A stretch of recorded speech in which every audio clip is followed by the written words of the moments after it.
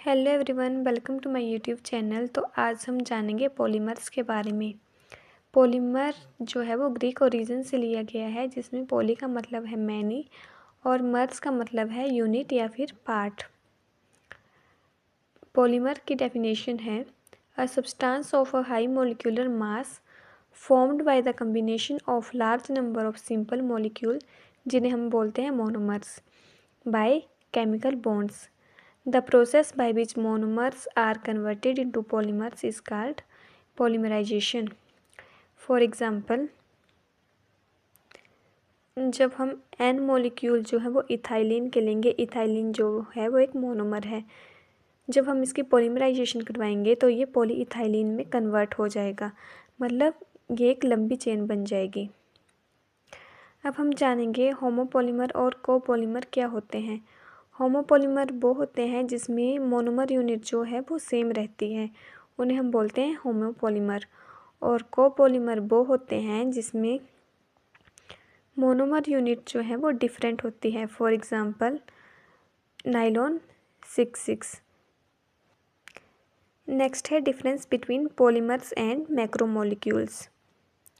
All polymers are macromolecules while all macromolecules may not be polymer in nature. For example chlorophyll जो है वो एक macromolecule है, but ये पॉलीमर नहीं है क्योंकि इसमें एक भी मोनोमर यूनिट नहीं है। बट जो पॉलीइथाइलिन है वो एक पॉलीमर भी है और एक मैक्रोमोलिक्यूल भी है, क्योंकि इसमें मोनोमर यूनिट जो है वो इथाइलिन है।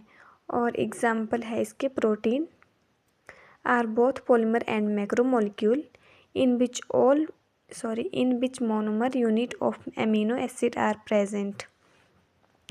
नेक्स्ट है classification.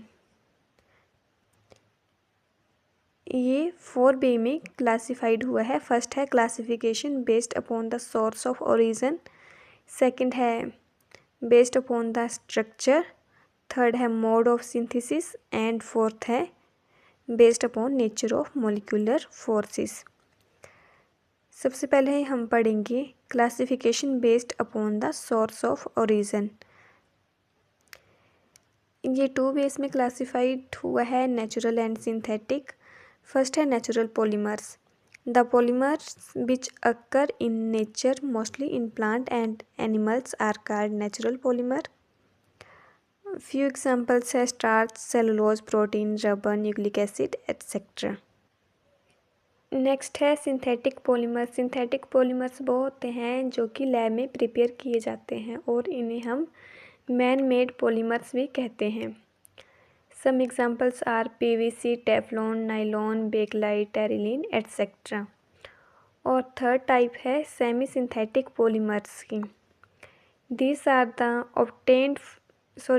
are obtained from natural polymers by subjecting them to some chemical processes.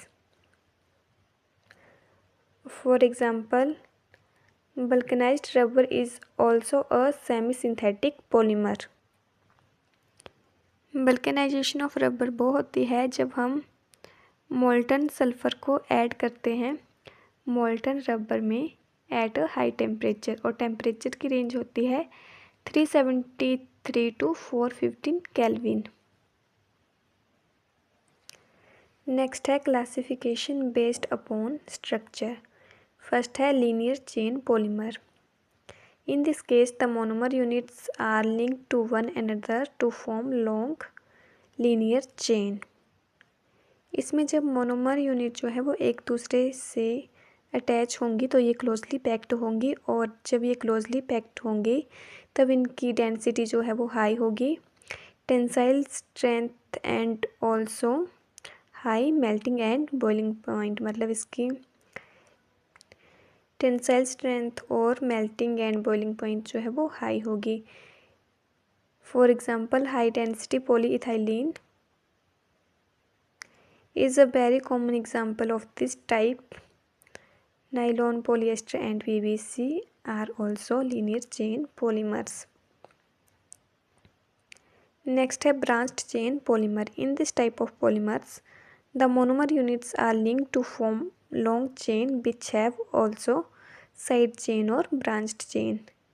इसका स्ट्रक्चर दिया गया है, एक ये लीनियर चेन है और इसमें ये ब्रांचेस हैं, इसको हम बोलेंगे ब्रांच्ड चेन पॉलीमर्स। और जब पॉलीमर में ब्रांचिंग होंगी तो ये क्लोजली पैक्ड नहीं रहेगा, जिसकी वजह से इसकी डेंसिटी जो है वो लो होगी, low tensile strength as well as low melting and boiling point. इसके एग्जांपल है low density polyethylene, amylopectin, starch, glycogen etcetera. Third है क्रॉस लिंक्ड पॉलीमर, इसको हम नेटवर्क पॉलीमर भी कहते हैं। इसमें the monomer units are linked together to form 3 dimensional network structure. ये फिगर दी गई है इसकी। These are expected to be quite hard, rigid and brittle. Example है इसकी bakelite, melamine, formaldehyde etcetera. Next है classification based upon mode of synthesis. First है addition polymers, when the monomers unit which are of unsaturated nature, मतलब double या triple bond होना चाहिए, are repeatedly added to form long chains without the elimination of any byproduct molecule. The product formed is called addition polymer. Addition polymer are further classified as homopolymer and copolymer depending upon whether the monomer units are same or different. जब monomer unit same होगी तो वो homopolymer होगा, और जब monomer unit जो है वो डिफरेंट होगी तो वो कोपोलीमर होगा। Examples of homopolymers, फर्स्ट है जब हम n मॉलिक्यूल ऑफ इथाइलिन की पॉलीमराइजेशन करेंगे तो ये पॉलीथीन या फिर हम इसको बोलेंगे पॉलीइथाइलिन में कन्वर्ट हो जाएगा। सिमिलर एग्जाम्पल है प्रोपाइलिन और स्टाइरिन के। Example of copolymer, Bona S is a copolymer of 1,3-butadiene and styrene in the presence of sodium metal. जब हम 1,3-butadiene और स्टाइरिन को सोडियम मेटल की प्रेजेंस में रिएक्ट करवाएंगे तो ये बोना S बनेगा।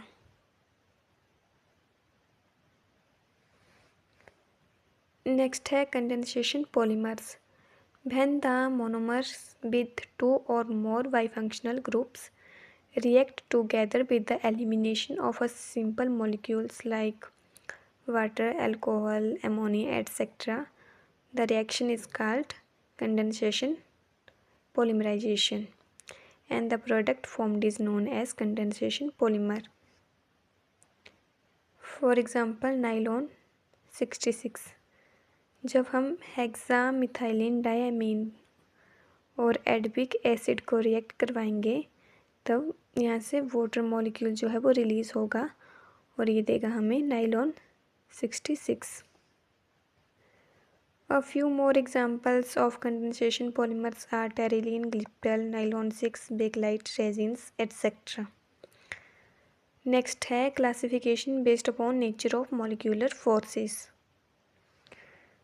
फर्स्ट है elastomers, in this polymers the intermolecular forces are the weakest.